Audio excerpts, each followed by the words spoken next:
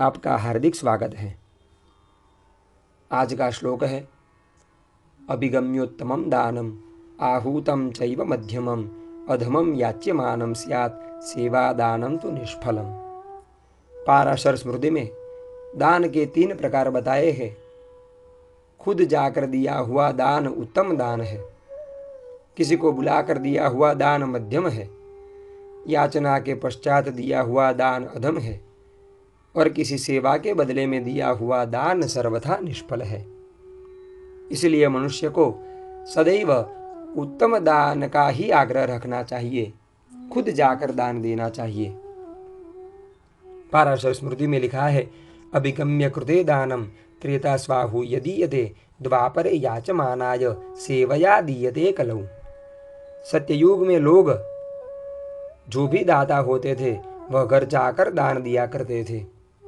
त्रेता युग में ब्राह्मण आदि को बुलाकर दान दिया करते थे। द्वापर में यदि कोई याचना करता था, कोई मांगता था तो ही दान दिया करते थे। और कलयुग में जो लोग सेवा करते हैं उसे सेवा कराकर दान दिया करते हैं।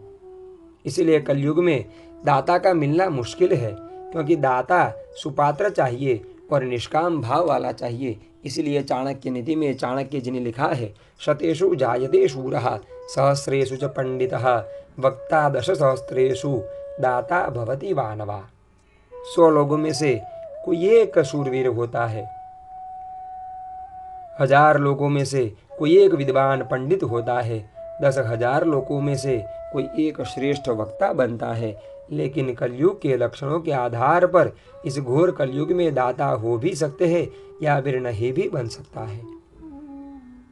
इसलिए जो भी धन हम कमाते हैं उसका 10वां भाग हमें सत्कार्य में जोड़ना चाहिए। न्यायोपार्जित वित्तेन दशमांशेन धीमता कर्तव्यो विनियोगश्च ईश प्रीत्यर्थ हेतवे। न्यायपूर्वक प्राप्त किए हुए धन का 10वां भाग हमें ईश्वर की प्रसन्नता के लिए किसी सत्कर्म में जोड़ना चाहिए, अर्थात दान सदैव देना चाहिए। लेकिन ध्यान रखना चाहिए कि दान के दाता और दान लेने वाला दोनों सुपात्र चाहिए। दाता नापात्र वर्षेष्यात्, दान दे परंतु अपात्र को दान नहीं देना चाहिए, दान सुपात्र को ही देना चाहिए। क्योंकि सर्वेषामप्युपायानां दानम श्रेष्ठतमं मतम। सभी उपायों में यदि कोई श्रेष्ठ उपाय है तो वह दान है। यदेव दत्तः पुण्यम तदेव प्रतिगृह्णतः।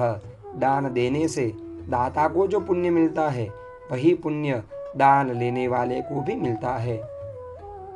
16 दान हमारे शास्त्रों में महादान कहे गए हैं। गाय, सुवर्ण, रजत, रत्न, विद्या, तिल, कन्या, हाथी, अश्व, शैया, वस्त्र, भूमि, अन्न, दूध, छत्र तथा सामग्री सहित घर। यह 16 दान है हमारे शास्त्रों में, जो कि महादान बताए हैं। इसलिए सदैव दान उत्तम प्रकार का ही देना चाहिए।